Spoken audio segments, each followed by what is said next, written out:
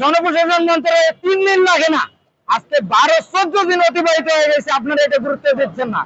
কালকে এইটার প্রতিবাদেই ভাই ভাবে সবাই এক জায়গায় হয়ে আমরা যখন মিছিল নিয়ে যাই, পুলিশ ভাইরা আমাদের বাধাগ্রস্ত করে। আরে ভাই, আপনাদের বিবেচনাতে থাকার দরকার। আপনাদের এখানে এরা পড়ে আছে 15 দিন, আপনারা কেন ইচ্ছা পোষণ করে এনাদের ভিতরে নিলেন না?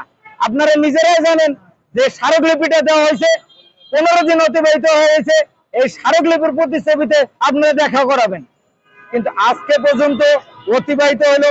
কালকে নিয়ে গেলেন এই ভাই ব্রাদার, এদেরকে নিয়ে যে আপনারা একটা বুঝাইয়া ফেরত পাঠাই দিয়েছেন। আপনারা জনপ্রশাসন মন্ত্রণালয়ে একটা ফাইল আটকে রাখবেন একদিন, একটা সিগনেচার হইতে কতক্ষণ সময় লাগতে পারে, এটা তো আপনার প্রজ্ঞাপন আকারে দিবেন না।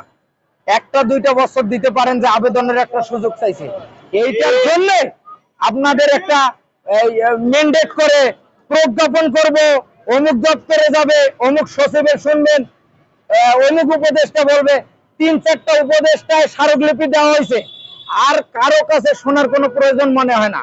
আপনারা জনপ্রশাসন মন্ত্রণালয় যদি আগামী আধা ঘন্টা বা 1 ঘন্টার ভিতরে চিন্তা করেন যে না, আমরা 2টা বছর 3টা বছর করোনাকালীন বা ব্যাকডেটে আমরা দিয়ে দিলাম, আপনারা আবেদনের সুযোগ হলো, এটা এখনই করা যায়।